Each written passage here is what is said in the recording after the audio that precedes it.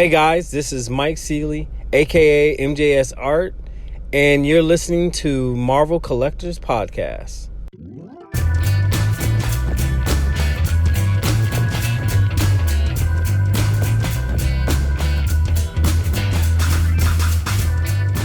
Hello everybody, my name is Ian Taylor and welcome to the Marvel Card Collectors Podcast, brought to you by the Marvel Cards Fan Collective.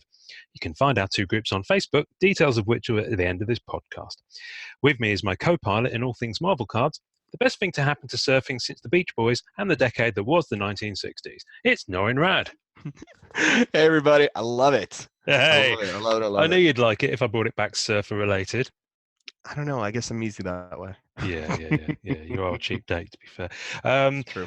Good morning, good afternoon, good evening, whatever time it is, whatever day it is where you are listening. Welcome back to the Marvel Card Collectors Podcast. Fun. What's been happening, buddy? What have you been up to?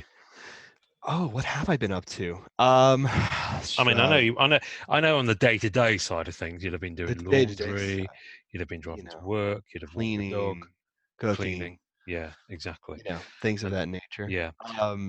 Other than that, what's been happening in card world? Well, so I do have some fun stuff. Oh. So I had a collector reach out to me out of the blue and figured out where some cards I've been looking for years are now hiding. Oh. Yeah. So again, it's these two guys who are friends with each other, and they are not on any online presence whatsoever. Yeah. So I'm trying to get them into the mix so we can see some long lost cards, because the type of stuff they have is very, very, very high end. Really? Wow. Their sketch card stuff, sketchographs, kind of big name stuff, basically things that you've seen on Google that have kind of like vanished and you've never seen them resurface again. I'm thinking they're with these few people. Wow. Okay.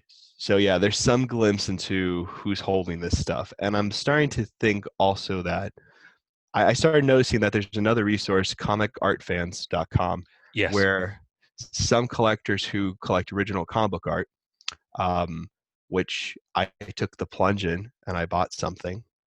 I know. It's not here yet. It won't be here until New York Comic Con. But so I'll have something to share.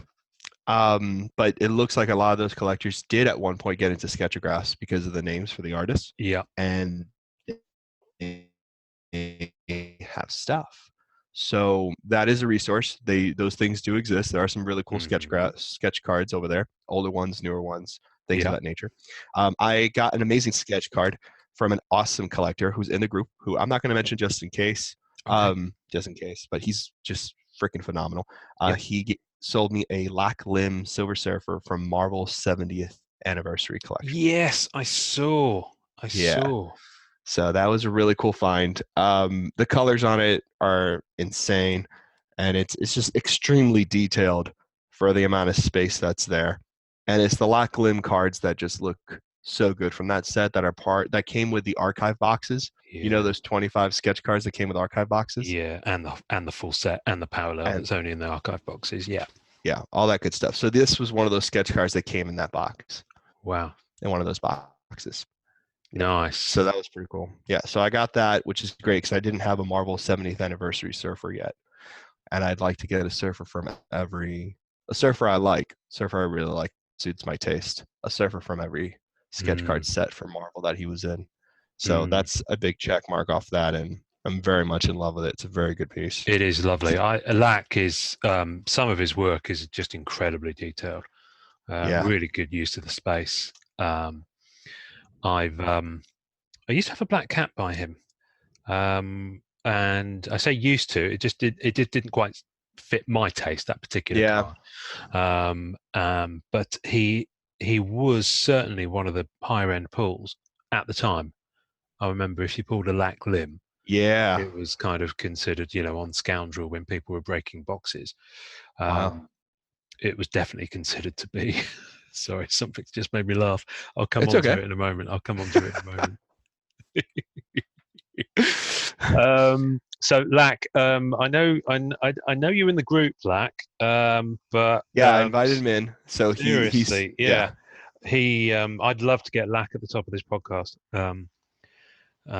He's been around in the game for a while now, and he's still very much active, and just does really good cards. Really does. I mean, consistent cards too. Yeah. They're just nice pieces. Yeah, exactly. They're just really nice pieces and very design. I mean, like at least the card I picked up and some of the other ones I saw from the 70th anniversary for sure. They look like AP cards. So if people don't know, like usually when you get an artist proof card, the amount of detail that an artist will put into that card as opposed to a pack pulled card is pretty extreme in the difference.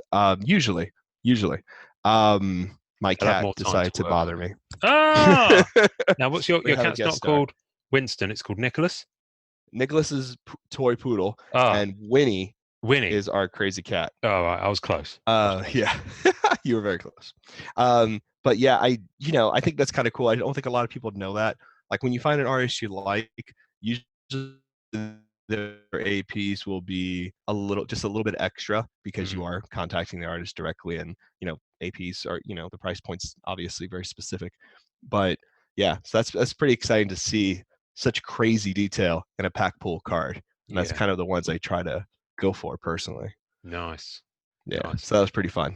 Well, speaking of crazy detail, I've got a couple of artists I want to talk about. The first one I want to talk about is, and we are going to talk about cards that aren't sketch cards for those who not everyone who listens is into sketch cards. Although if not, why not?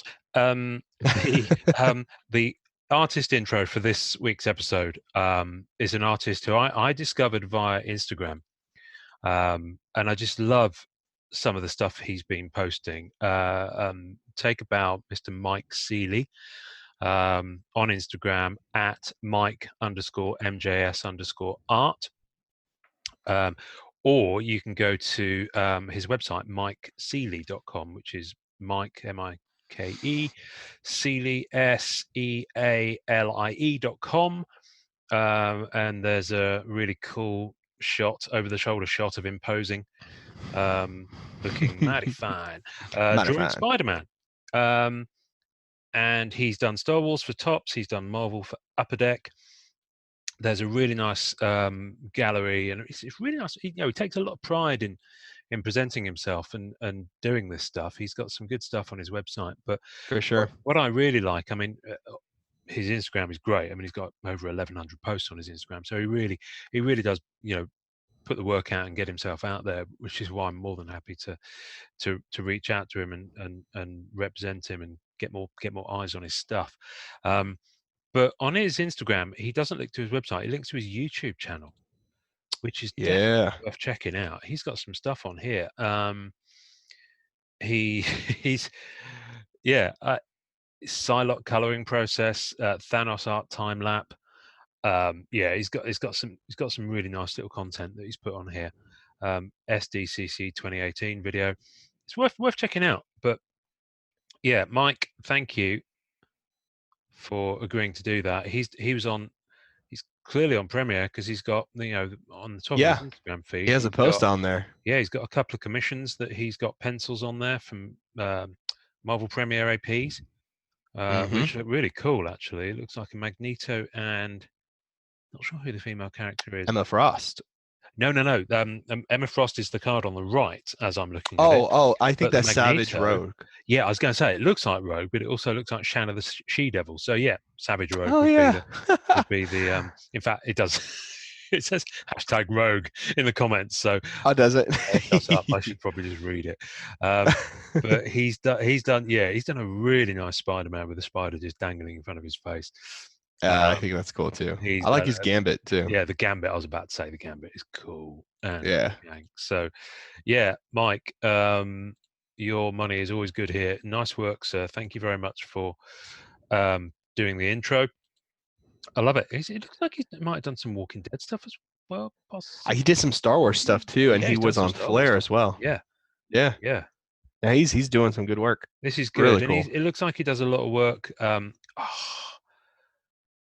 Sorry, I've just seen his Cloak and Dagger Marvel Premiere. That's nice. Oh, that's I like really that nice. one. Yeah. And his Jean Grey. Colossus look and good. Wolvie's good. Yeah, they're really nice the way he's framed those in the cards. So, yeah. Mike, I don't own any of your stuff, but you can be sure I'm going to be aiming to pick some up. I can't see that you've done a black cat here on this feed anywhere. Not to say you haven't, it's just that I haven't found it yet. But yeah, get on that one, sir. Get on that one. And if I know you can't do Surfer on the official stuff, but you never know. On the down low, my friend. Yeah, Just let me know. Surfer's like one of those prohibition drinks at the moment, isn't he? He's like one of those easies, A lot of underground shady deals. Yeah, exactly. So the other artist I wanted to talk about, simply because Fenwick, as we now call him, he has no first name, but simply because his surname is pretty cool, actually. Fenwick. Literally just posted a hashtag pass the baton sketch on MCCW, which is the group that's part of this here podcast collective that you listen to on Facebook, where we post and talk about any Marvel cards. And if you haven't been there, stop what you're doing right now, create a Facebook account and join. Yes. And then come back. And they're back. Brilliant. Lovely. Welcome back. Now you're in. Pass the baton, for those who don't know, is that those who do collect sketch cards, we'll just basically take it in turn showing off our collection. Why not? And it kind of naturally, organically happens. So he's just posted a card from X-Men Archives, I believe, a Rittenhouse Archives set. X-Men Archives by Rittenhouse Archives. That's not confusing. By an artist called Newton Barbosa, who I've got some work by that particular artist. Do you really? Yeah, I do actually. I've got some cats by him. Oh, that's cool. I've always been a fan. I've never found a surfer though that I've got he's done. Oh, he has. I've really? I've definitely remember seeing. He's done the gamut. Yeah, he was.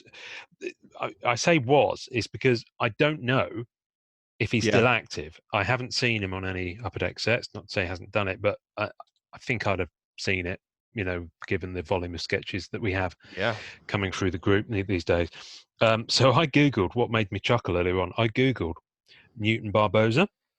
Yeah. And it came up with results about Newton Barbosa, Brazilian football player, born 8th of May 1904. He's 115 years old. And I was thinking, that can't be him. That's not him. But it would explain why he's not been active so much recently, because I guess the hands get a bit tired after a while. Yeah. So I'm dying to know if he's still around, if he's still active, if he's moved on to other mediums, if he's just not digging the sketch cards anymore, or maybe he is. Maybe he's just working on other sets because it's all about Marvel. Would be crazy though, but he was huge in Rittenhouse. Right. Okay. Well, I found him straight away on Facebook because he's got 8 mutual friends, including Achilles Kokinakis. Oh yes, yes, nailed it, man. And Tony Perner. Well, that's what happens, my friends. For all those artists who are listening that haven't yet done an intro, if you want us to pronounce your names correctly. This is the way to go about it. Actually, give us a recording of what it sounds like. So he's on. Right, I'm going to add friend request set. Let's see what happens. His work is awesome. So Jeff's just posted a Storm by him, and this is one of those situations where you say that artists, when they do AP cards, especially the Rittenhouse kind of era, where the AP cards tended to be a bit bigger because they were uncut. Yeah, which is and they've got a little bit more canvas to work on. Yeah, which by the way, real quickly, just so everybody knows, like the Rittenhouse one I got, which is the Marvel 70th anniversary, the surfer that I just was talking about, it's not cut evenly. So I try to put it in a magnetic holder at a 75 point, and it won't fit because the card's too long. And that happens with a lot of cards. They're just slightly longer than the standard size of trading cards.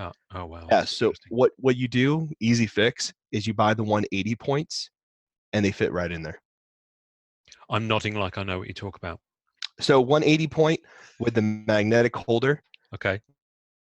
Means that it fits one of the thicker cards, kind of like the Dual X archive cuts, or like the Premiere animated cells, or like the new suspended color Marvel Premiere stuff, and basically allows to fit a thicker card. Well, what you do is you put your card that's a little too long in there, and it actually fits. Oh, okay, because it can tilt slightly. Right, Yeah. and it's not even tilted. It fits actually completely flush. It just means nice. that it has to be a little bit longer when you have the thicker cards, just so they have room to fit in there. So it tends to work for these cards as well, which I just found out. So just in case anybody's like, I have to have it in a magnetic holder. Yeah, fix it that way. Well, I'll come on to the magnetic holders in a moment. So this Storm by Newton Barboza, I'm assuming it's Barboza, not Barbosa. Anyway, probably. The detail on it is incredible. So this is a pack inserted card. So as we mentioned, artists, obviously depending on how much work they've got on, but my perception is that artists tend to have maybe slightly more time and less of a deadline when they're doing AP cards than when I would think so. when they're having to deliver 50 color sketches within 2 weeks and cranking them out in some cases. That's not my vernacular. That's vernacular I heard another artist talk about on a podcast. So it's wonderful. It's a really, really, really, really good sketch. I mean, the detail on that. I mean, you've seen it. I've got it on my screen here. I'm sure. No, I love it. That's one of my favorite Storms I've ever seen. Actually, I just found someone else who posted this on Facebook as well, which has your cat in it. Yes. Wow. Which is pretty cool. That's astonishing. So I have an uncut AP by Newton Barboza of Black Cat. Whoa. I don't have it with me here. It's down. My Black Cat binder is kind of sat downstairs for the last 2 months. Oh, really? Yeah, it's funny. In a cupboard that's locked away, but it's down there because I started the Instagram feed for Black Cat Collector. I thought, well, at least if I can access it, because the thing is, where I record is in the loft of my house. Our house, rather. I don't own it outright. I own it with my wife, my beloved, and the loft area here is great, but I can't access it at night because it's above my daughter's bedroom. And she goes she's only 4, so she goes to bed quite early. This is why I can never do recordings with you. I was okay, I thought so. All right. And this is why when a lot of people post stuff in the evening, and if it's I have to say, well, I can't check tonight. I can't just go up to the loft and check my binders or check right, because you're kind of stuck. Yeah, because I'm kind of stuck. So I thought, well, at least I keep the binder down there, and then if I want to take out something and photograph it, I can do it downstairs and then share it. That's why it lives downstairs. That's pretty awesome. Fascinating listening for people. Anyway, it's a beautiful card. It's stunning. Yeah. So I'll put it on the tasting notes, obviously. Newton, I'm really hoping that you are going to accept my friend request so that you can come into the group. I think he's, judging by his deets here, looks like he's in Brazil. I think so too. Brazilian. Yeah, I'm just having a look. I'm not going to read this out, even though it's on Facebook. He has worked on some of the Halloween and Myth and Creature sets from Perna Studio. Yeah, he's friends with Tony. I can see on here. So yeah, I just spotted it. Yeah, cool. So he's still going. That's really awesome. Good. Well, I'd love to sing his praises a little bit more. Not that I've gone on almost more about him than we have on Mike, and Mike actually recorded something for us this week. So thank you both, seriously, for your gorgeousness.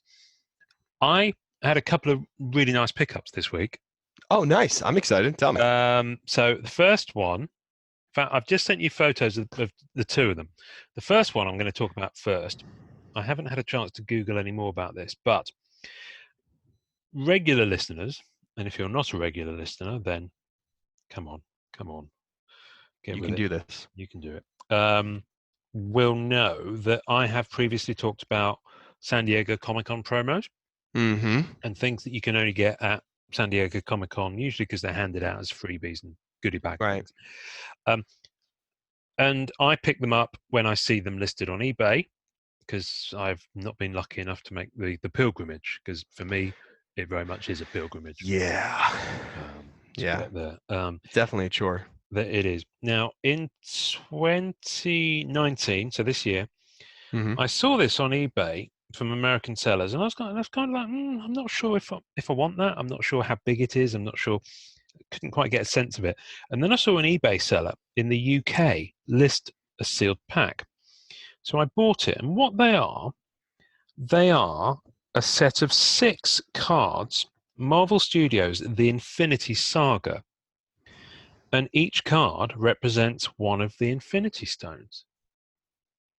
So I've just sent you the photos of them. I've been looking at. They look so detailed. And they are actually really nice cards, because obviously in the picture, all you can see is the cello pack, and it's just a clear cello pack. So I didn't keep it. It wasn't a branded pack or anything. Right. I'm not even sure who's made them. I don't think it's Upper Deck. I mean, it could be anyone. They could have been printed and handed out from the Marvel booth. I haven't dived in and figured that one out yet. Yeah. But, they're really nice. So there's one for the Space Stone, one for the Mind Stone, the Reality Stone, the Power Stone, the Time Stone, and of course the Soul Stone. And on the back of each, there is an image of it kind of in the, I guess, in the vessel that you're used to seeing it within. So, for example, on the back of the Space Stone, you have an image of the Tesseract. Mm-hmm. And below it, you have a little description. The Space Stone, the Tesseract, generates wormholes for travel to distant places. Status gone, reduced to atoms. And below it, it lists the movie. It has the movie logos from the movies that it appeared in. That's really awesome. Okay, so the next one, the Mind Stone. Loki's scepter and Vision's forehead.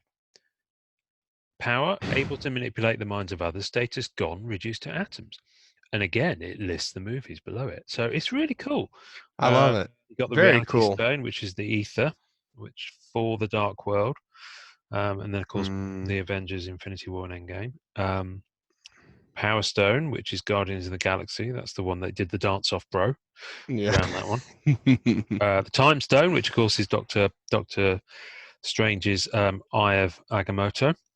And the Soul Stone, which of course only appeared in the Infinity War and Endgame. Yeah. And they're just really nice cards. They're glossy. They're no thicker than normal, he says, holding up speech quotation marks with his fingers.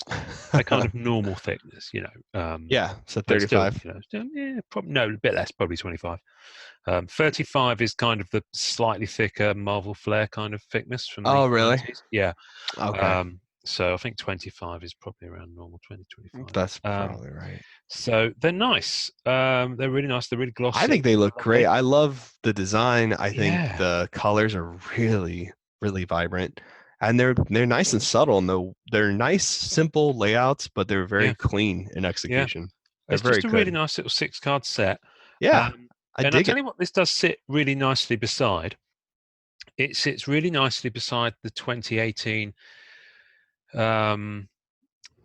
first 10 years promo pack that Upper Deck gave out at their booth. Oh, does it really? I was going to ask you that. Yeah. So that was 18 cards, because at that point, I don't think Infinity War Endgame had come out at that point.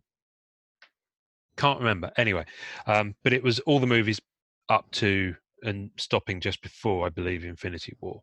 Huh. I might be wrong on that. I'm just going to stand up, although obviously none of you guys can see that, and pull out one of my mini binders and just confirm that. But the Marvel, here we go. So the Marvel Studios, the first 10 years, it finishes with Ant-Man and the Wasp. Wow. But it does have Infinity War in there. So Infinity War is card 17. So it is literally, because it's 18 movies and 18 cards. So it was nice, and it just came in a single, quite thick pack that was branded. So it starts with Iron Man 2, Thor. Interestingly, the Incredible Hulk is not one of the cards, but if they did include it, they'd have to go over to 19 cards. Oh yeah, that's true. Yeah, they would have to. Because I know that at that point they were up to 19. I think Endgame made it 20. Wow. And I think Spider-Man Far From Home is 21. Funnily enough, they haven't got Spider-Man in here either. What? Actually, no, they haven't. They haven't got the first Spider-Man movie. Homecoming. Oh, interesting. Yeah. I wonder why. Who knows? I mean, they might have had to make some decisions just to keep it to 18 cards. Yeah, I'm sure. Because it may be that the rights for those two are slightly... Well, speaking about rights, Spider-Man's back with Sony. He is. In case the listeners don't know. Thank goodness for that. Did someone lock them all in a room and just tell them to get on with it? I think they kind of did. I think they must have. Had to, yeah. I mean, It's just crazy decision. So brilliant. Well, that's good from my point of view, because that film, Far From Home, did end on a really good cliffhanger of sorts. Yeah, it did.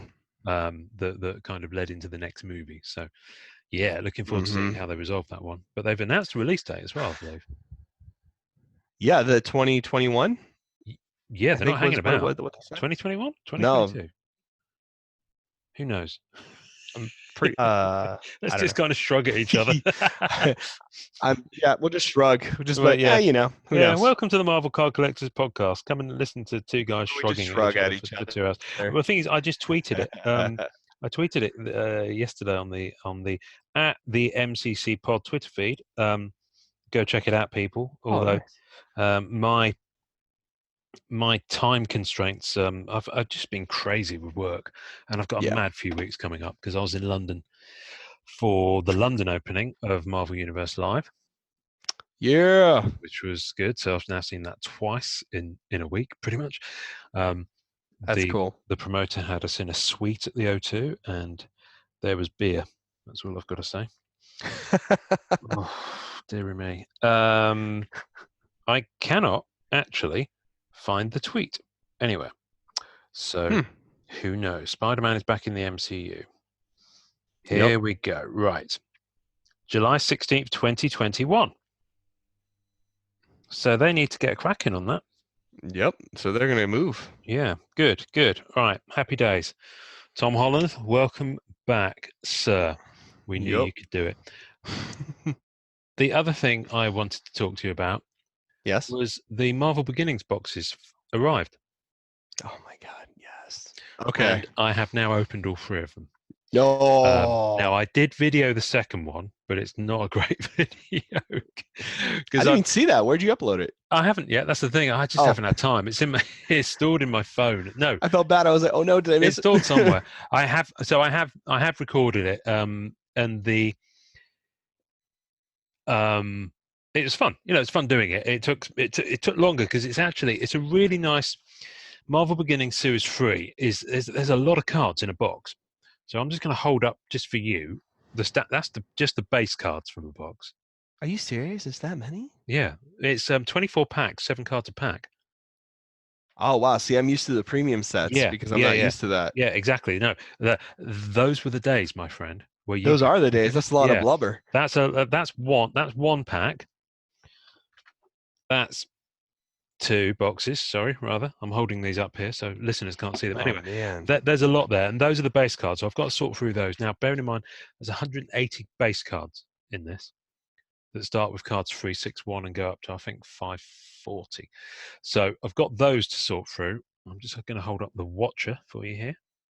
Wow. I really like these cards. I think it looks great. I like the layout. I like the layout a lot. They're really nice. So there's more of that on the box break when I eventually manage to turn it around and upload it somewhere. So spoilers. I posted box 1 on the group. So in box 1, I didn't get what I wanted to get was some of the comic panels. Oh, you didn't get anything? No, I didn't get any of those. Well, it's not a guaranteed thing per box with Beginnings. You'll get a hit per box, and actually in my 3rd box I got 2 what you class as bigger hits. Wow. So which was good. They're not guaranteed a sketch per box, for example, but I did get a sketch on box 2 and a sketch on box 3. That's good odds. Which is good. They're not Surfer. I should hasten to add. Well, I appreciate that. I'd be a little upset if it took this long for you to tell me. It would already be in the mail to you if I'd pulled. Aw. I don't know. I don't know where the sketches are. I think they may be downstairs. I may have put them for photographic. Yes, they are downstairs, which is really annoying. Anyway, but in pack 1, I got the incredible. So I got a breakthrough comic cover, but a signed one, and it's of Incredible Hulk 181, and it is signed by Glynis Oliver Marsh, and it's just really nice. Now, what I love about breaking these, that's awesome, It is good, isn't it? Let's just have a moment of silence while we appraise that. Well, that is like the most expensive comic book out there right now. It's certainly one of them. Yeah. Yeah, if you know what I mean, it's the one that seems to be the most sought after in terms of CGC circles and like, oh yeah. you know, things like that. So that's crazy that you pull that because that cover is iconic. It is nice, and I think there are several of these that are signed by different people as well in the set. So You think there's a 3 auto of that maybe? off the top of my head, I can't remember, but it will be I'll on look. Jeff's site if you want to look. I'll Now, check it out. what I thought was interesting about this, which I did capture on the box break video, I believe, was that when you pull one of these, it's in the top loader. Sorry, in the penny sleeve. Apologies. Oh, So yeah. you can see the plastic at the top when you've taken the Oh, wrapper that's off. nice. So you know it's in there. Oh, And I'm remarkable restraint. I kind of went through each card until I got to it. So, but Glynis Oliver, but on the back of the card it says colorist Glynis Wayne, because Len Wayne is the writer. So that suggests to me that maybe they were married. I didn't know that. oh, interesting. But the certificate of authenticity actually says signed by Glynis Oliver Marsh, and yet the back of the breakthrough issue card says Glynis Wayne, which Weird. is interesting. So I don't know. It may be that at the time in the comic she was credited as Glynis Wayne or Yeah, Wayne. probably. Yeah, it's fine. Before they got the signature, maybe. Possibly. What series is that again? This is series 3. So this is Marvel Beginnings series 3. Series 3. And the Hulk 181 breakthrough issue card. See, this is what I like about Marvel Beginnings. They didn't put all the big hits and the biggest characters in the first set. Yeah, I noticed. They've really, really thought about it and spread it out. And it's the same with the breakthrough issues, because there's some weighty Fantastic Four issues in set 3. I think Fantastic Four 1 is in there, for example. Wow. And so you won't have seen this next one. Now, it isn't a Stan Lee, which obviously I was hoping for. Right. It's New Mutants. Oh, that's the picture I saw. Signed by Louise Simonson. Wow. It's so for those who don't see, it's the front cover of New Mutants 87, which is Cable, first Cable. It looks great because I mean, you know, what you don't know about this set and what you don't really get is until you see a breakthrough issue autograph in person, you realize how silver that marker autograph is, and you realize how clean and prestigious the covers look on the card. They just look so. The colors really pop. Like, it's impressive, the printing. Like, the details are really there, especially when you see the holograms on the cover of those X-Men that we were talking about last episode, I think. Yeah. I think it's great. Well, you know what's crazy? You actually got the only B96 that's autographed by Glenn's Oliver Marsh. Oh, so there weren't any other autographs on that breakthrough cover? There is. There's one by Len Wayne. Oh, yes. And then this is crazy, but there's a dual autograph for the B96, which is the one you have. But check this out. It's with Len Wayne and Roy Thomas. Ooh. Hello. Yes. Isn't that crazy? Yeah, that would be a nice one. I just love these. I've got Len. I've got Len's autograph on. He signed a card in set 1, I believe. It might be in Giant Size X-Men. It might be. I can check. Yeah, but that's the auto I got when I broke Series 1 a number of years ago now. Oh, really? How funny. Yeah. So I've got his autograph on another cover. There are a lot of those comic cover breakthrough issues signed in the set. Yeah, there's a really good number of them. And they're not all old kind of classic big issues like that. There's a lot of ones from the noughties. There's a lot from the 90s.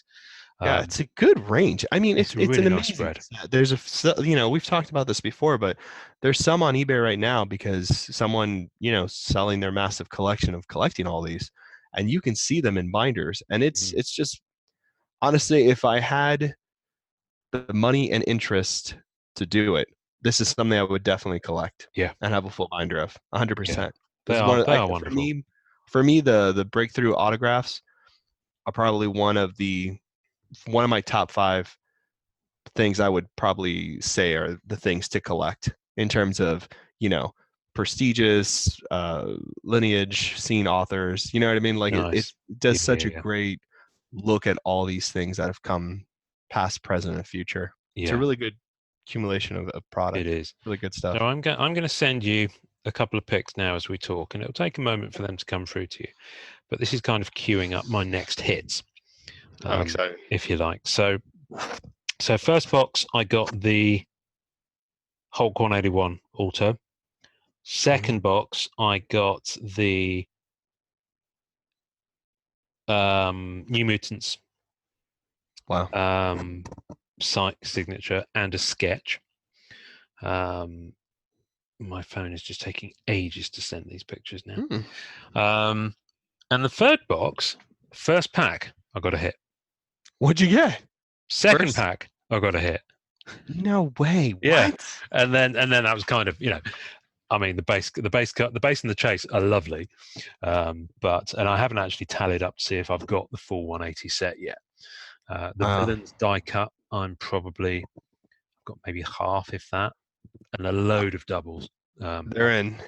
I haven't done the breakthrough issues, so basically the first one I got, Wow. first hit was a sketch, a Quicksilver sketch, which is that first picture I sent you. Yeah, by John Rashimo. Yeah, or Rakimo. Rakimo. It's not an artist I've heard of. Yeah, so I've had a surfer by him. He's really good. His cards in Premiere were pretty crazy. Yeah. I mean, it's a great sketch. Yeah, it's pretty fun. It is a great sketch. I won't be keeping hold of it because I don't. It's not Black Cat. If it was an artist, I'm slightly softening actually. There's a few artists who are friends of the podcast whose work I am possibly going to maybe get some different characters of, but that's cool. We'll see. And then the next thing I got was a printing plate of Rocket Raccoon. That's a really good plate. Card 369 magenta printing plate, Rocket Raccoon. That's the perfect color for Rocket. Yeah, and those were the days when it actually told you what color it was on the back. I love that. And that text, right? Yeah. See, it's really funny when you look at the MM16 printing plates. Yeah. And the MM18, the scaling is off because you can see the box that it's in is scaled too wide. So it's at the edge of the sticker. So it's just a little off, which is pretty funny to see, like, funny. Some of that sticker stuff. Anyway, but I love that Rocky Raccoon. And that's great detail on that magenta too. That looks really cool. It is. I'm trying to find a photo of the sketch. The sketch I pulled from box 2 was a Black Panther sketch. Oh wow! And I didn't recognize the artist at all. And for the life of me, I'm trying to find the photo of the sketch, and I'm failing dismally. But it's it's a decent sketch. I couldn't recognize the artist on it at all. I can't find the photo. I've got no idea what's going on. Anyway, we'll get to it. We'll get to it. I'll find it eventually. I know I took a photo of it because I meant to send it to you. Here it is. Right, it's on its way to you by the magic of our listeners will have already seen it. That's the ironic thing. By the time you'll already see on the tasting notes. Yeah, they'll have already looked at it. And I know some listeners might actually wait and be patient with the tasting notes and go through the photos as we get to them. But I know there's a few, especially you. Yes, you know who you are. Who skip to the end. I don't know who does that. Exactly. Some sadistic. Yeah, some people look through. The Black Panther looks good, man. It's good, isn't it? It's a nice sketch. I dig it. I don't know who that is, though. I've got no idea whose signature that is. It looks honestly like with the giant D. Yeah, it's A, and then I'm not sure if that's a surname or if it's A dot, and then the second letter is definitely T. Yeah. Oh, I've no idea. Anyway. It's tough. I wish there was a better method to have artists signing sketch cards. Maybe like on the back, I don't know. It's weird. Well, it's interesting. One of the artists who's in the group, he's in the group because I invited him here because on now 4 occasions, people have pulled his work and said, whose is this? And and we all managed to feed in and identify it pretty quickly. But it's happened 4 times now, so much so that the artist himself was tagged on his work early this week, and he said, "I really need to sign my cards on the back, don't I?" Yeah. Oh, I saw that. Yeah. Yeah, that's really funny. You know, it sucks though, because like in the end, we were actually going to talk about. I'm going to segue us for the first time ever. So I hope you're ready. Hit me. Segue. We of were the week. a segue of the week. We were actually going to talk about cell sheets. Well, we are going to. You haven't segued at all. You've just moved us forward. See, that's how I do it. That's just what it's up. But what they used to do on the Rittenhouse sites, what they would do is they would list all the artists there, and they would sometimes have where you could click their name and see a 9-page of the example of their art for the set. Yes. And they had an artist signature thing. Scoundrel did that too. A couple Scoundrel did it. Yeah. Yes, a lot of really cool members of Scoundrel would do artist identification sheets. Yes. I would do it myself. I just don't collect, full artist sketch card stuff. But it's a good thing to archive, though. I just wish the links were still up there. You can get to Scoundrel. Oh yeah, but a lot of the photo links. Yeah, the photo bucket. So I think I recently looked at it. Bucket stuff. Photo bucket. Who still uses? Everybody was. They were all stuck on that on Scoundrel, because back in the day, I have a Fantastic Four archive for no particular reason, but Now here we go. Right. So because I'm just curious here, I'm just going to have a quick scan down the list of artists on Marvel Beginnings Series 3, because this Black Panther, apologies. Black Panther. This Black Panther sketch is vexing me now. Now it could be any one of a number of people. It could be Alan Myers, but I don't think it is, because that's definitely not Myers, the surname. No, so it doesn't look like scroll down. It's certainly not Anthony Tan. Oh, okay. Is it Ali Arturo Tucker? Possibly. The T's in there for sure. Yeah, exactly. It could be this person. How many did he do? It doesn't say. The numbers for Series 1 and Series 2. Numbers don't come out. Yeah, I don't think Upper Deck do the numbers full stop. What do you mean? So I don't think Upper Deck do numbers per sketch artist. Oh, I think it was found on Jeff's list. I don't know if they've ever said anything. Okay, let's have a look. So I've got some examples of this person's work, just to see if I can see a signature, and I can't. So no, it's not him. It's not him. So it isn't Ali Arturo Tucker. So I'm going to continue that quest offline, because quite frankly, I will identify it, and I'll pop that on the group for sale or trade. Probably for sale, to be honest with you, because it's ghastly in my bank account right now. So I wanted to talk about cell sheets. So cell sheets. I sent you some photos. You did. Amazing photos. By my eBay pickup this week. I saw this for sale on eBay UK, and it was a pretty reasonable amount, although the person who sent it to me sent it in this, just please do not bend envelope. And of course it had bent. There was a massive crease along the back. Oh no. Fortunately, it is not damaged. What else is this in here? Oh, that's something for my wife for Christmas. So yeah, it was in there. And look. And so a cell sheet, for those who may not know, is something, it's a single, the earlier ones are kind of dealer promos and dealer promo packs. The more recent ones from the noughties and early kind of teens, I guess, that Rittenhouse produced are single pages, front and back. Yeah. So I have one here from the Complete Avengers Trading Cards 1963 to present, which came out in fall 2006. So it's actually 1963 to 2006. And what I love about these, they're kind of A4 in the UK. They're actually American letter size, which is just a tiny bit bigger than UK A4 size. And they're full color. It's kind of glossy paper, but it's not cardboard. And it is literally something a dealer can give out. Wow. Or display to buyers. They're really nice. They're really nice. It's double-sided. That's really beautiful. See, I am a huge fan of cell sheets. Yeah, I love them. And They're fantastic. Rittenhouse did them like no one else. No. On the back, it's got a checklist. It's got the base set. It's got the whole thing listed. It's a 90 card set. It's got bonus sets, greatest enemies, Earth's mightiest heroes, legendary heroes, all very nicely numbered to 9, 18, and 9 respectively. Thank you, Rittenhouse. No shit. Thank you for your service. Hand-drawn sketch effects. So it's interesting that they've got sketch effects with a little TM next to it.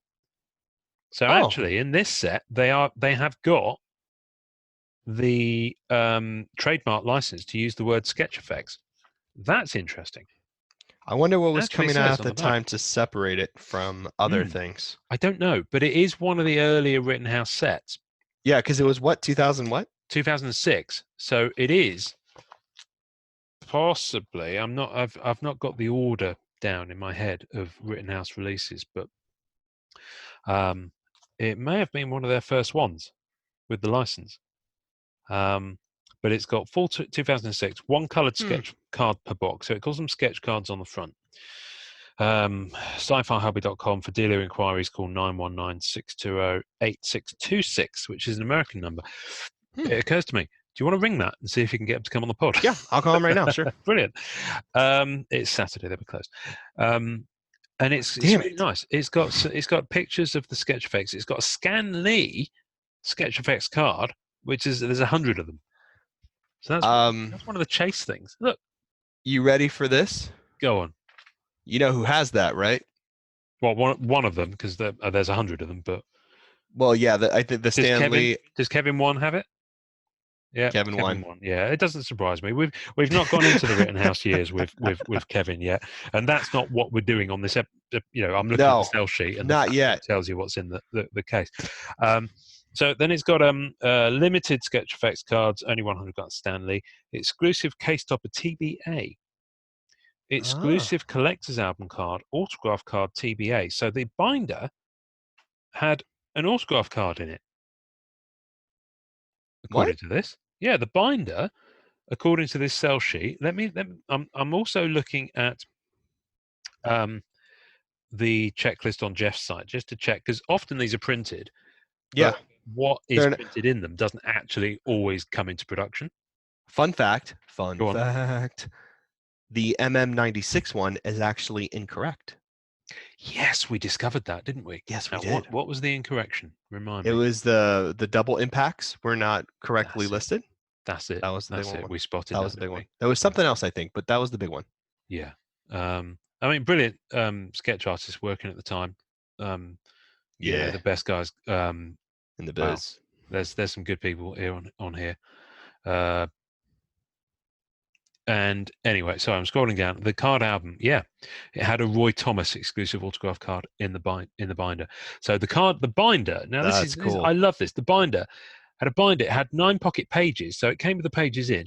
It had promo free, which came. Rittenhouse did this with all their sets, so their binders came with at least one 9-card page and the promo in it. But there was also a Roy Thomas exclusive autograph card.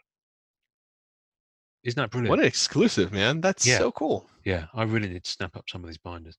And a decent set of promo cards. CP1, Captain America, Conventions, P1, General Distribution P2, which came with non-sport update. P3, we know was in the binder. San Diego Comic-Con 2006 had one. There was also a 4-card panel given out at San Diego Comic-Con. And the dealer sell sheet. So this is the only thing I own from that set so far. Wow. So this is a good place to start. It's a great sell sheet too, man. It's really sell sheets are the best. Well, really I actually I know a few people do this, but I did it especially so on the Fantastic Four archives, which is another Rittenhouse sell sheet. Yep. They have, just like on your sell sheet, they show sketch cards that would be inserted into the boxes. Oh yes, there's 10 of them on the top of here. Yeah. And on the front of mine, there's 5 in the front, and one of them is a worn Martinic. Is that how you say it? Warren Martinet, yeah. Martinic, right. And it's a surfer. And I finally found that card and purchased it, of course. So yes. I wanted a like Silver Surfer cell sheet card. So I know a lot of collectors do that where they're like a card that was promoted. Yeah. And they're, you know, like in my mind, I think I see those cards as having a premium because they're featured for the set. So I thought, it's kind of cool.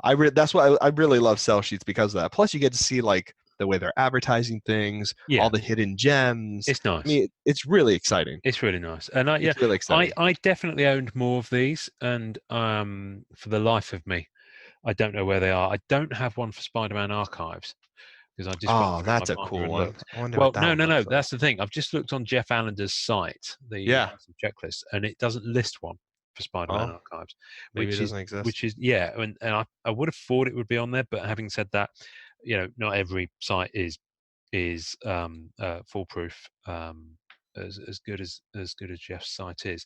So, but the cell sheets. I mean, I've got cell sheets for non-Marvel sets. I've got them for all the Battlestar Galactica series that Rittenhouse put out. No, was it Rittenhouse or was it Inkworks? I can't remember now. I should know this. I think it was Rittenhouse did the Battlestar Galactica sets. Anywho, the Lost Ones had them. That was really good, and they've kind of existed since the 90s. The 90s ones, however, are much more premium and difficult to get. So that one that you just mentioned, Marvel Masterpieces 96, is the only one I've ever seen of Marvel Masterpieces 96. The one I had? Yeah. I've never seen any. No, I've never seen any others listed on eBay. I've never seen anyone else post one that they have and show it off. Not to say that other people in the group don't have them, but just no one's actually posted them that I've seen. 96 is one of those sets where everyone wants to have like a master. Yeah, of course. So, and I'm not sure many people have them. So, no, they're extremely so rare. I didn't send you photos of these, but I think they're really interesting. So back in the 90s, when Fleer had the license from did the Marvel cards, they used to put out dealer promo packs in these folders. Now you'd have seen these. Oh yeah, they're very multicolored, and they've got the front cover folds out, and it's got a trading card size hole in the middle.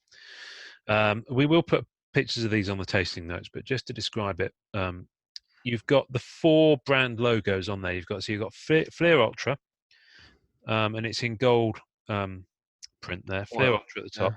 Then you've got one that just says Marvel Cards, which is interesting. Yeah, I've seen that. I love that. Nice, which is kind of what we riffed on our logo. It's similar to Marvel Masterpieces things. Then below that, you have Flair. You have a Flair logo. And below that, you have the Marvel Masterpieces logo.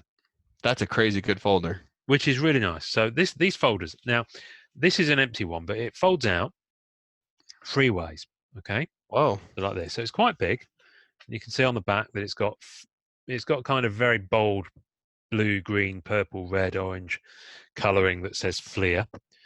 And then inside, the middle panel has a bottom fold out there. And then the right-hand panel has kind of got a pocket there. Oh, wow. Okay. Which makes a lot more sense when you get one with stuff in it. So this is one from Marvel Masterpieces 1994. And so that's cool. What you're seeing here is that those 9-card uncut sheets for 94. I see. Where the middle has the logo. There's a logo card. Oh, wow. Because the window on there, and you'll see there that there are little folds cut into the card for the 9-card promo to kind of sit in. Wow. Isn't that wonderful? That's amazing. It's just lovely. So straight away, you've got 9-card. And you think, okay, what else could be in here? Let's have a look, shall we? And here we go. Now, being the 90s, There was, I don't know, this makes no sense. I was going to say, being the 90s, there was slightly more in here than the Rittenhouse ones. There was more in here. I'm just trying not to drop it all as I get it out. Yeah, no. That's kind of it. That was there, and you can see it's all folded up again. Wow. So in there was, now, I have seen a fair few of just the 9-card page and the binder, but without the other stuff in it. Huh. Okay. But the other stuff that's in it, now, one would argue that this is actually the sell sheet, what I'm about to hold up to you. It just came in that folder. This is basically, this whole thing is kind of called a dealer promo pack. That's what it's offered. Yes, dealer promo pack. That's the name of it. I thought so. You have this, which is actually the sell sheet, which is a fold open, full color print. Whoa. And it's beautiful. And it tells you about the set. It's got artwork from the set.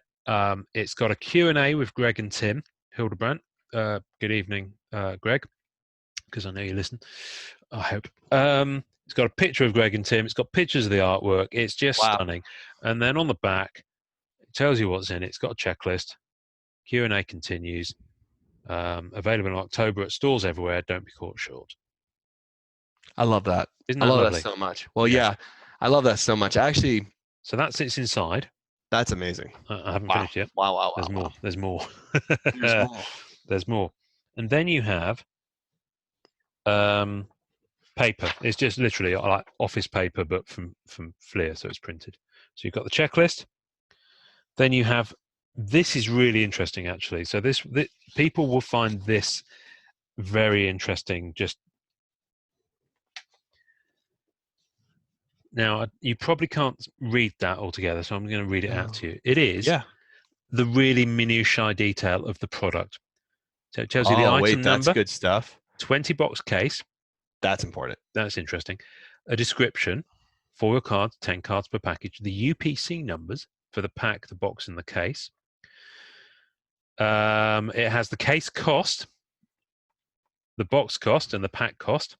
The case weight, the case cubic feet, the case dimensions, the box dimensions, the pallet pattern, so how many cases you get on a pallet, and the terms for like payment. Because this is for dealers to order. Wow. So it tells you all this stuff, so you can work out if you can fit it in your stock room, what weight it is, what carrier you're going to use, all that kind of stuff if you're going to order it in bulk. They're blank on the back, by the way. They're just printed papers. This carries on. Product features summary for Marvel Masterpieces, so again, it's just printed pages, and these will be on the tasting notes, so you can be digesting these. I love this stuff so much, man. I wish I'd taken photos of these and sent them to you. Again, the pricing, suggested retail price. So basically what it does, it gives you the case price, but it doesn't then give you a separate price for the box and the pack, because dealers are buying by the case. So what it does, it gives you the case price of $805.50. Okay. Now, bearing in mind how many boxes you've got in a case, that's pretty reasonable. Yeah, no kidding. Masterpieces 94. Yeah. Then you've got the box, which what it does is it divides it by 20. Because dealers can't buy by the box. All it's doing is giving them the numbers. So it's got the box, $40.275. And then it divides that amount by the number of packs. So the pack, it's got $1.11875. So it's breaking it down. And then below that, it says $1.79 suggested retail on the pack. So you can straight away see it's suggesting a retail price. You can see your margin on the pack. Wow. Because people were buying per pack in those days. And then you can kind of scale it back up. So you can kind of see what the margin is. Basic set, 140 cards, including 139 cards, one checklist. Gold foil stamping on the fronts, UV coated on both sides, printed on superior cardstock. Free insert set, entire set painted by Greg and Tim Hildebrandt. So these are bullet points under quality features. So this is basically enabling the dealer to be armed with all the weapons he needs to make the sale. Hence, that's the name really cool. Sale sheet. Yeah. And then it gives limited edition insert sets. It gives you details of them. Again, bullet points. Holographic foil, gold foil stamp signature series, Power Blast foil. It's just lovely. And then the final one is really interesting, and it's got a barcode on the bottom. It's got some text at the bottom there, and it's called Survey Sheet. Marvel Masterpieces, 94. The Marvel characters come alive at the hands of renowned fantasy artists Greg and Tim Hildebrand. And again, it's just got bullet points. And then it ends with, for the past 3 years, Marvel Masterpieces has become the most successful brand in the comic card business. I would argue that's still the case. 100%.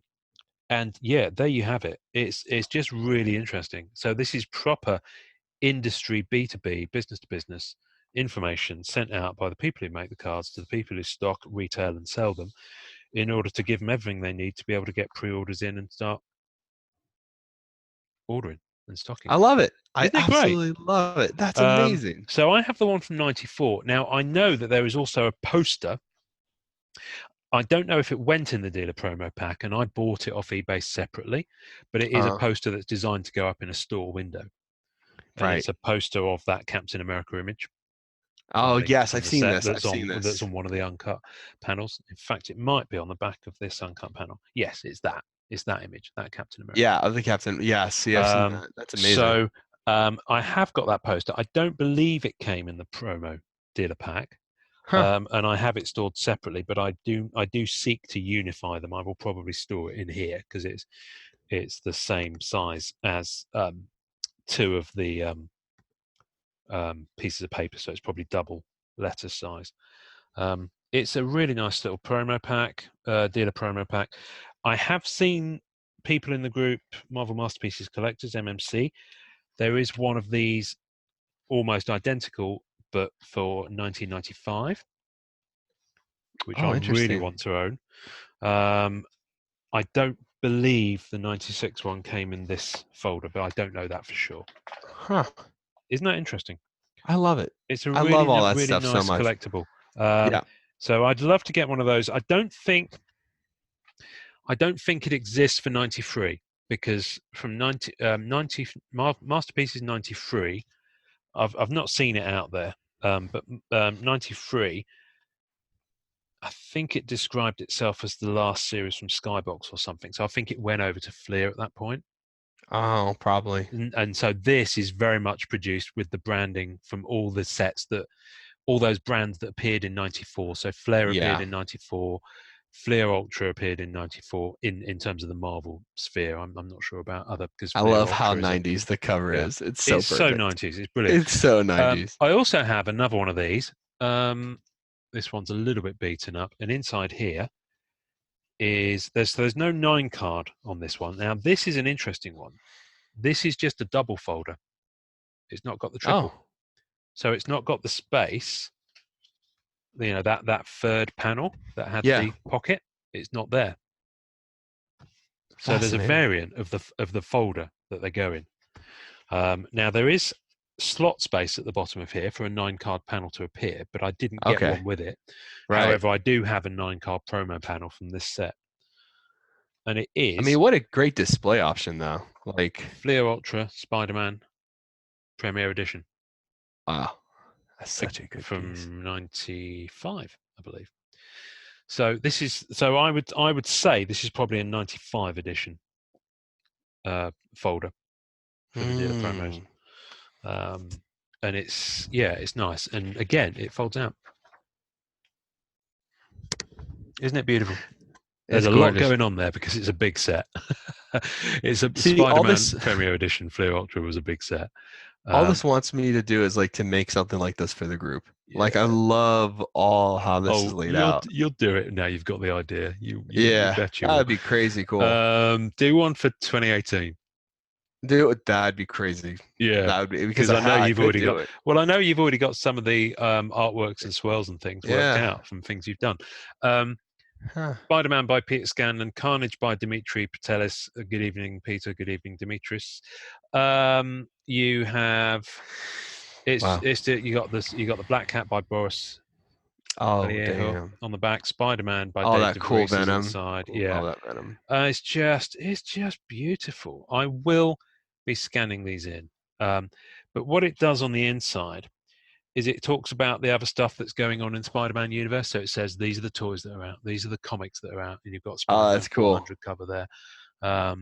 And now he's amazing, he's spectacular, and now he's Ultra Fleer Ultra Spider-Man is guaranteed to take its place in a long line of successful card products, and quite rightly so with this artwork. It's just an amazing set. Well, it's crazy to see something. I mean, that's 94, right? Or when was that? 95, I believe. 95? Yeah. To think now, 2019, to see where Fleer Ultra Spider-Man has gone. Yeah. I mean, premium, very premium. It's just lovely. Now, what I don't have with this is any of those kind of printed letter pages from with all that dealer product info. Right. I don't know if this originally came with it, and I just bought like the dealer promo with the folder, right, the separate, because that's all I bought, and it was from a UK seller. So yes, but I know that there's a 9 card needed, because if you look at that, the window it has to fit in there with the dealer promo. So I will put a 9 card promo in there. But how I put that, because it's quite a big thing, I can't get a pocket for that. How I'm going to put that in with my binder, I don't know. So storage options. Yeah, that's the thing I've been looking at. Like storing these things. I put them in a what is this called? An art portfolio. Oh, okay. So like all my dealer sheets and all my stuff, I put in something like this. Yeah. Where you get different sizes, and I fit all the sell sheets, the old magazines. Sheets. Oh, nice. That is nice. So like the uncut sheets. So I just put them all in there. That is nice. I tend to binder them. You can get Ultra Pro pockets that will fit these. These Rittenhouse era ones, that's for sure. I kind of want to do it because I'd like to have like a huge surfer binder. Yeah. I haven't found the right binder for me It's yet. nice, yeah. I mean, one thing I do want to do, and there are a limited number of them on eBay UK, but the majority of them are eBay US. And of course, for binders, the shipping is an absolute killer. But I need to acquire some of these binders. There's a few in particular that I can see on eBay US. The boxes must be crazy. To be honest with you, I'd rather start with the binders and then get the sets to fill them. Yeah, I remember. I love that. I actually kind of started. Yeah, that's kind of how I like to start. So sell sheets, they do exist for other Rittenhouse sets, and I'll try and find them. But they're a really nice addition, I guess, to the collections, especially if you've got a binder. They're just lovely to have. What I did go through a phase of doing as well is in Non-Sport Update magazine. They would often do a page advertisement that sometimes was a double page that would pretty much be this, but printed as a full page magazine ad. And for a lot of the Marvel Masterpieces 2007, 2008 sets, lovely. Yeah, so, they're amazing. They exist and they're really cool. Yeah. So I have actually the Non-Sport Update magazines. I actually had some doubles in some cases, or in some cases I just chose to sacrifice them. No disrespect to you guys over at NSU, but I kept the magazine ads. I love that. Very carefully split the magazines at the staples, took the pages out, used a very good art knife, and I have the promo magazine ads from Non-Sport Update for Masterpieces 2007. Single page. Oh, that looks so good. Yeah, it's just a single page, and you can see the promo card at the article that was on the back. But this is the sleeve I was telling you about, the single sleeve. For the Ultra Pro, because archive's safe really too. Nicely. Yeah, it's very nice. It's really nice, and because for the 2007 and 2008 Marvel Masterpieces didn't have sell sheets because Upper Deck don't do them. Yeah, that's a shame. Rittenhouse was still doing them, but Upper Deck don't. And I get it. They're cutting down on production costs in some areas, and obviously moving along a lot of things to digital. I think it'd be a cool thing. We've talked about this, but I think it'd be a cool thing, like how they sell lithograms on their website. Yeah, I think it'd be kind of a cool callback to making some that would be official. So. If they're going to do these retro sets, I think they need to honor the spirit of what collectors of those sets had that would generate excitement, right? Add to the collectability for them. And it really wouldn't. Honestly, it really wouldn't take too much. There's the one I love a lot of Upper Deck's product that they put out. Like any card manufacturer, even these sets that we revere from the 90s, not all of them are home runs. Some of them have niggles. Some of them have things I think we all wish were done slightly differently or slightly better. We've said it before, one man's meat is another man's poison. There are people in the group who hate Marvel Masterpieces 1993, for example.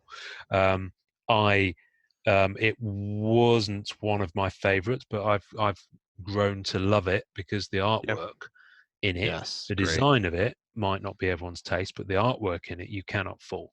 I mean, it's just delicious. It's really good.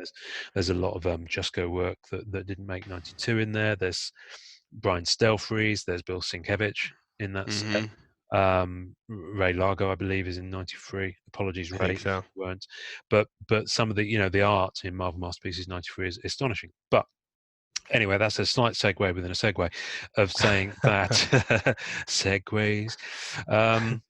I was gonna do the Windmills of Your Mind song then, but with segues, but I couldn't quite turn it around in my head to get it to my mouth. And then this has become its own segue. It has. Very meta. Very exception of you, man. Oh my goodness me. It is. It is. It is. Yeah. We Leo. We're in it. But Upper Deck, that you do put out a lot of good product, but there's a couple of tricks that you do really, really miss, I think. And one of them is the PDF sell sheets that you put out to dealers that have become available on GoGTS and other sites are really, really, I don't believe they're very well laid out at all. I think they're really, really clumsily put together.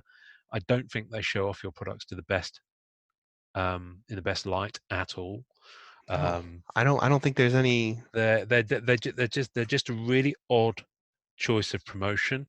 They're really plain, and everyone looks at them. Everyone looks at them. Everyone goes to GoGTS. Everyone goes or Beckett or NSU or Cardboard Connection, and look at those things for the details. And they just don't advertise the cards in there. It's not very attractive. Yeah, it's very gray. It gives very information, plain. but it gives information in a really rough form. It's a PDF. It's not even a high-res PDF. It doesn't print very well. No. So it's just that attention to detail that exists for the cards just seems to fall short in other areas of things that they put out. And for me personally, I think that is a real misstep. Agreed. I think it shows that you are you're like, okay, that's just for dealers. We don't need to make effort on that. The perception is that it's just rushed out, created, often without, in a lot of cases, I would imagine the finished product maybe isn't completely nailed, how it's going to look. But we know it's coming, and that is a collectible. And yet there was no way I would print out any of those PDFs and put it anywhere near my Upper Deck sets. No, it's just not on the same standard. So that's just a personal preference thing, but also looking at it with a view of a marketing and creative lens, because that's kind of the work that I do. Other people might disagree, and that's cool. That's fine. Not everyone likes the same thing. Some people might not give a flying monkeys about sell sheets, but I think they're a really nice addition to anyone's collection. Honestly, I don't see how that's even possible. When a sell sheet grows up in the group, everyone clamors and looks around and pulls out their sell sheets or their uncut sheets or any kind of promotional material. And I know I've never met a collector who doesn't really look at that stuff for their binder. Yeah. Right. Because here's the thing, right? Let's say this is always the scenario. You're almost done collecting your set. Mm-hmm. You have almost every card you need. Maybe you need the most expensive ones that everyone else chase, and you're just waiting for eBay for them to pop up so you can get a hold of them. And then suddenly you're like, you know what? I know a great distraction.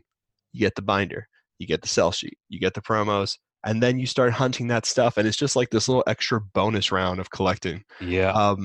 That means a lot. I mean, to all of us. I mean, I'd be pretty surprised to find anybody who doesn't at least appreciate the extra effort that comes with those promo sheets. Yeah, and those promo items. So I'm going to carry on tracking down these sell sheets. I'm going to carry on tracking down the binders from the sets that Rittenhouse put out that exist. Yeah. They're just nice. They're nice to have, and for me, they're the starting point for me. I always start with the promos. when I I'm love it. chasing sets. I just, and actually, partly because I know they're a rarer thing to find in most cases. And B, they kind of give me, they do what they're intended to do. They give me the taster of what the cards will be like. So for Flair, for example, I didn't have any Flair cards. The first thing I got was that 4-card uncut from Flair 95. Yep. And I thought, oh, that's nice. And it's the first time I could feel the thickness of the cards, because they were the premium thickness in the 90s. Yeah. Yeah. Speaking of premium thickness, you're wondering if I'm going to say something filthy, aren't you? I thought you were. It came up, and I was like, "That's a great segue," but it might be too dark for the channel. I'm not going to stand up and unbutton. Oh dear, I've gone. Marvel Premiere 2019. Marvel Premiere 2019. Just a quick one on this because we've talked about it a lot. The shadow box, or the color box, they're called on this one. Yes. Have you seen how thick they are? They're ridiculous. They are the equivalent of, I think, 3, possibly almost 4 Marvel Masterpieces 2018 thickness combined. No way, that much? Yeah, they're about 220, I think. Point. No way, they're not 220. That's they crazy. Absolutely are. Someone held one up against a gauge. There was a picture on group because someone was saying, "What can I store them in?" And they held the cards up against a gauge, and it was 220. Now, first of all, what impresses me that there is a gauge that exists that you can hold your cards up I just against downloaded it for your tasty notes. Yeah. I just got you here. I just got them for you. So funny. You were talking and I wanted to show you what they were. So I just pulled up a bunch. Oh wow, yeah. Right. So someone had one of those, BCW card thickness point gauge. And they were holding up a color box. Yeah, no, it was a different one because it had. I'm sure it is. But it had different measurement points on it. But you get the idea. It may have been a different. Yeah, it might be the BCW one because I can see that there as well. Probably the Ultra Pro, but it was. I kid you not, brother. It was mighty thick. Wow, 220. That's nuts. So they would fit in. So there are top loaders that fit 260, 240. Or you can get a shoebox. Or you can get a shoebox. Some people are shoebox. Yeah. And that's crazy. I wonder how that's way bigger than the 2012, 2014 suspended animation ones then. Well, the 2012, I guess. Yeah, pass. I've got a shadow box I've got a Black Cat from Premiere 2017. Yeah, I got a 2012. Yeah, they're way bigger than that then. Yeah, that's not that. Yeah. I mean, they're annoyingly thick for my binder. Yeah, they just kind of annoy me slightly. Wow, how cool is that? That's crazy. Cool. So here's the thing, and we'll wrap up with this because we started later, and my wife and my daughter have made cupcakes. Aww. Chocolate ones, I believe. Damn, good stuff. So I'm being told that they are oven fresh. Oven fresh. Oven cupcakes fresh. For Marvel card collectors. We can do a cookery channel. We can do cupcakes. That. Marvel card cupcakes. That's a good idea. That is a good idea. Why am I so hungry? Should we do a bake sale? Have you had breakfast? It's early. No, I haven't. I was going to, but I was like, I'll just hold off because I woke up late. So yeah. That's fine. Yeah, but by the way, Norrin is still in his pajamas. Yeah, I don't change. Yeah, that's fine. I mean, I like Ian to see me in my full natural glow. That's quite all right. Never changed. Yeah, we love you as you are. Aw, stop it. What was I going to say? We're talking about card thickness, shadow boxes, 2012s, and then we're talking about. You know what? We lost it. It's gone. It's absolutely. It's what I wanted to wrap up with. No, here it is. No, it's come back. It's coming back to me. And here we go. I'm giving some consideration to unbindering and top loadering and or possibly magnetic casing my Black Cat sketch card collection. Yeah, you should have done that already. Well, no. That's just your preference and choice. How dare you? That is not true. Who is I honestly wouldn't know where to start. cards? So a couple of quick fire questions for you. Go ahead. Quick fire questions. First Do of it. all, when you put them into so say that Rittenhouse lac limb that you got, because Yeah. most of mine are that size and thickness. You know what? Not all. It's not that consistent because I Yeah. probably But have. for the purposes of this conversation, most of mine are that Listen, size and thickness. So oh, you think so? Okay. well, yeah, most of mine are from Spider-Man Archives and Oh, okay. Dangerous Yeah. Divas and Women of Marvel. So they're Rittenhouse sketch cards. So the thickness of the cardstock is pretty much the same. Yeah. So as they're the majority, they're probably 80% of my collection. Do I penny sleeve them? These can be yes or no answers. Okay. And So here. do you penny sleeve? Do you top loader and then it goes into the magnetic point, or does it? How does it work? What do you do? Okay. So a magnetic point, you don't need a sleeve Yeah. So it doesn't need a at penny all. sleeve. Okay. Doesn't need a penny sleeve at all. For the Rittenhouse ones, you might have to get a 180 point, which are going to be more expensive and thicker, so they're going to take up more room. So when you say 180 point, is that the thickness of the magnetic? That's the thickness of the magnetic holder, which is about Okay. this thick. So this is a regular one, Okay. and this is the thickness of the 180. Okay. So there is quite a difference. Okay. My advice to you is this: if you have more Rittenhouse stuff and you think it's going to be oversized, which I'm sure you're right, I would suggest that you do top loader, penny sleeve with a team bag, and that would be my suggestion. Okay.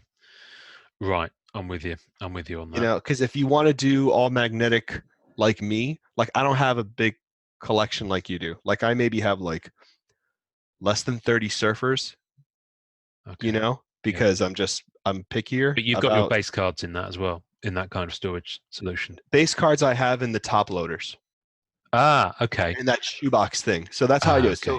So what I do is this: I do premium cards and premium sketch cards, meaning my surfers are all in magnetic holders. Mm-hmm.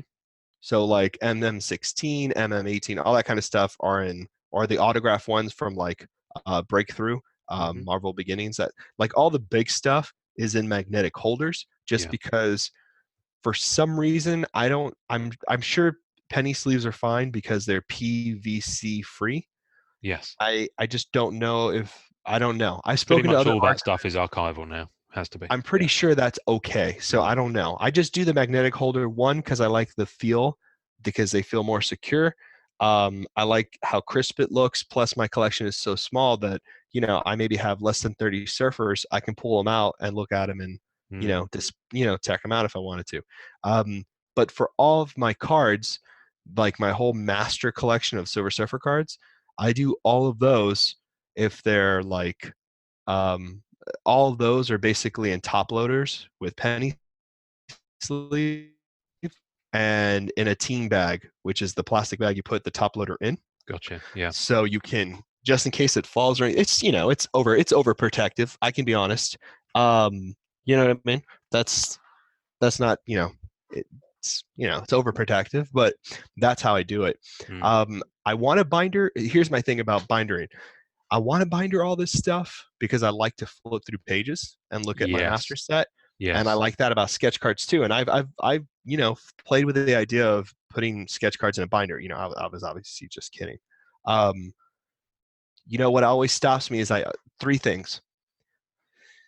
I don't like it when you flip the pages that the binder rings could accidentally, like if you close it or you're not paying attention, you can impress on the card. That always bugged me even when I was a kid.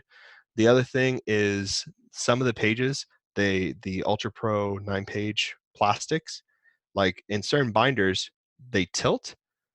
So if you're storing them on a bookcase on a vertical or whatever the case is, those pages are kind of like picking out of the binder, or it just depends. Yeah, because the weight of the cards pulls them down. The weight of the cards, right? It just depends, right? And for like the more premium sets, the weight is pretty heavy. Yeah. So less that's of an issue with 4-ring binders.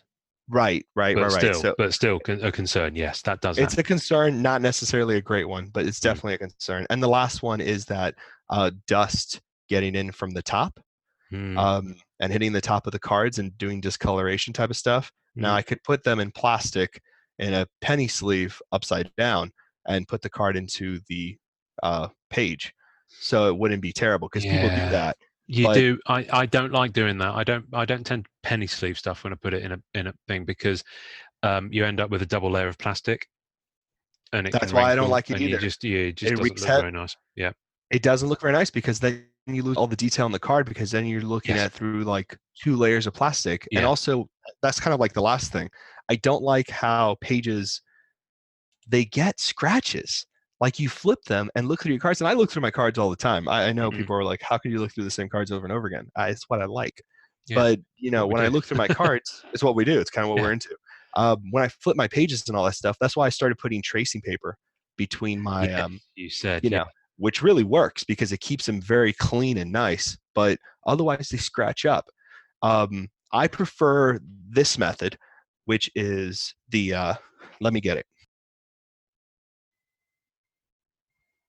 And while we're talking, because we're still live on air, and he's just, here he comes. It suddenly occurred to me that I didn't expect you to go away so quickly, and all of a sudden we had dead air. And I was like, hold on, because I didn't want you guys to hear all the actual loud craziness that takes. Oh no, that's okay. That's fine. So like, I have this Ultimate Guard.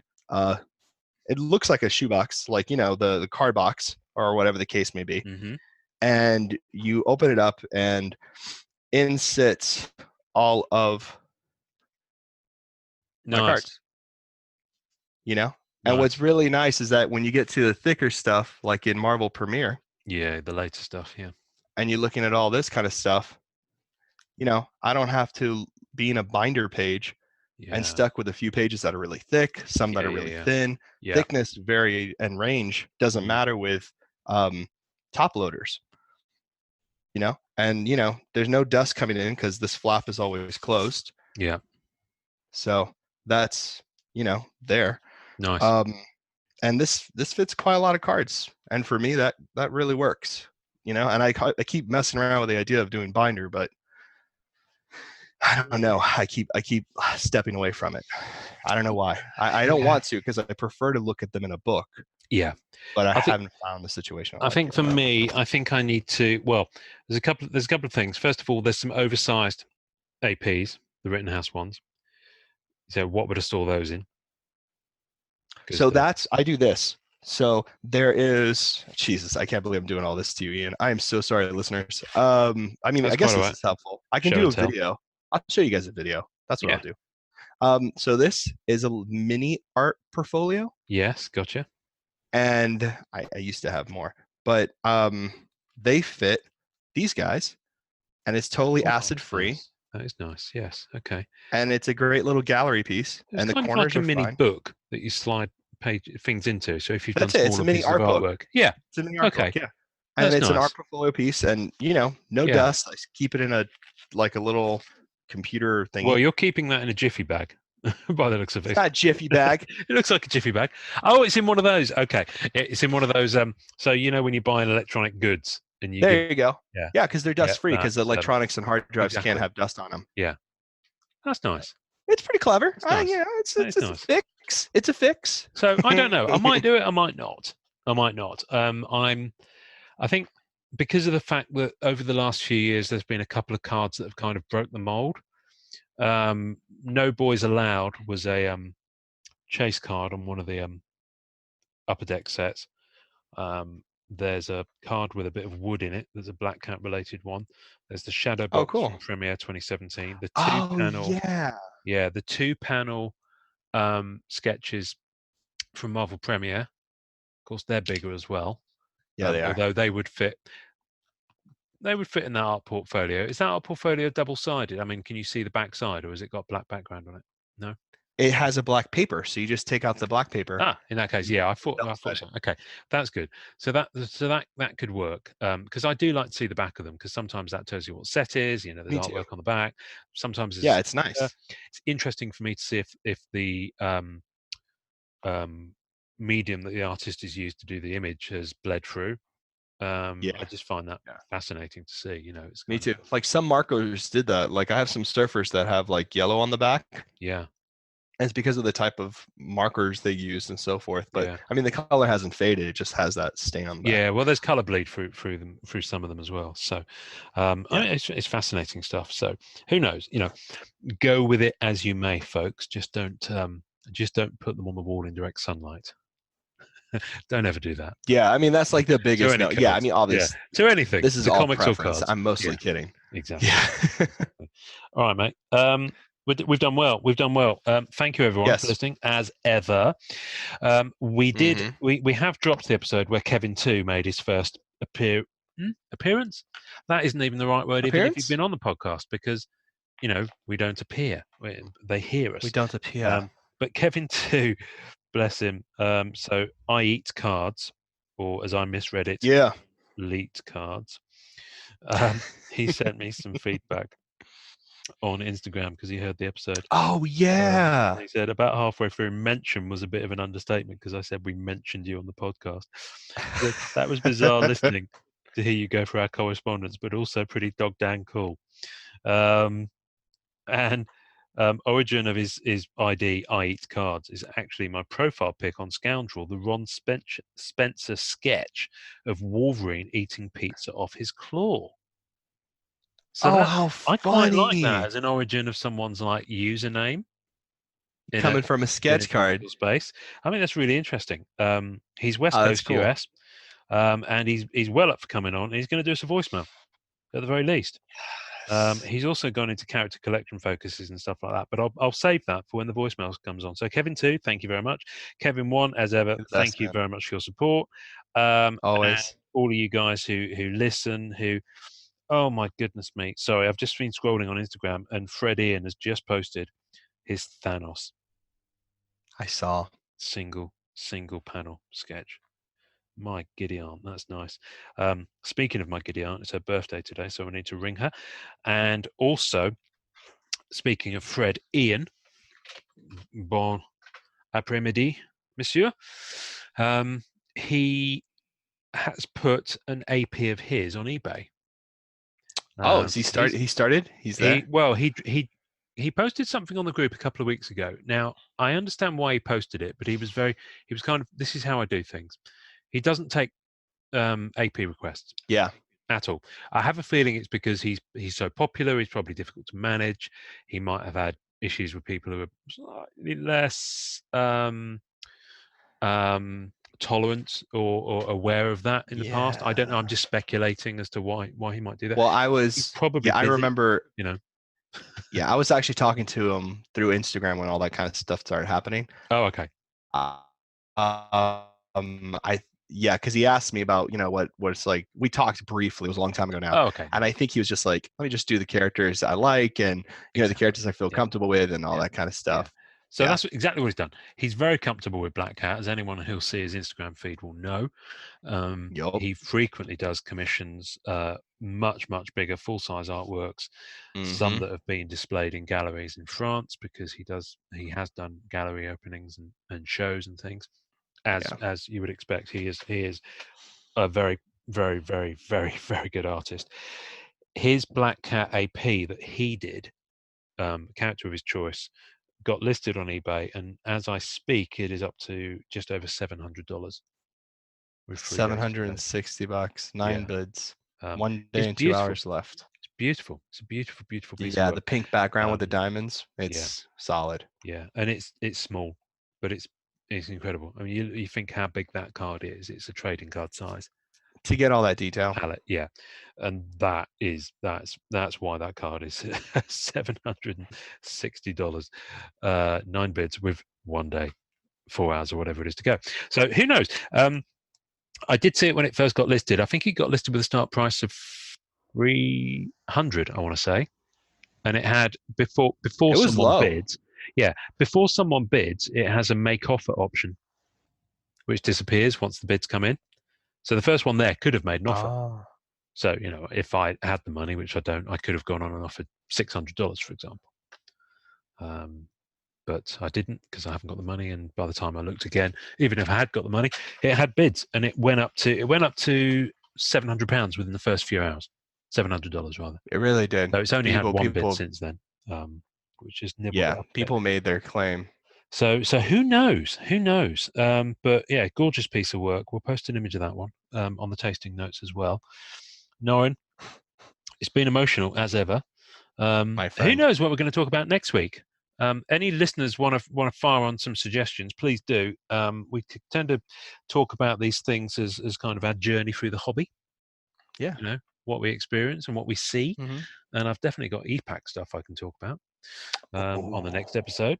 But is that coming to a close yet? Weekly? Weekly? No, we're in October. No, we're not. We're in September. This time, by the time you hear this, we'll be in October. But I think it runs through to December. Okay. I kind of need it to be done now. I'm enjoying it. Need this to be but over. I do need it to be done. But I've had some fun trade action and a few new acquisitions that I will talk about next time. We'll get into it. We hopefully will have a voicemail. We will definitely have a crazy artist intro because it arrived yesterday evening, and you've yet to hear that, but it's a good one. It's a bonkers one, and I'm excited. We will also potentially, who knows? We may have one of the Kevins on. I don't know. We should plan this further ahead. But we're both crazy. We both work full time, and it'll happen. But we will do it. So thanks for listening, folks. Thanks for tuning in, and until next time, happy collecting, guys. Enjoy collecting. How many episodes are we in now? Why do I do this? Enjoy collecting. I was so confident in my delivery. Enjoy collecting. You enjoy collecting. You took a run at it. And it was good. So, and I hit a wall. You hit a wall. Good night, everybody. Bye. Enjoy collecting.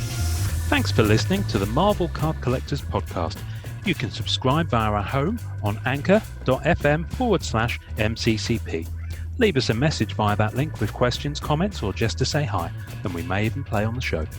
We're also on iTunes, Spotify, and all major podcast platforms.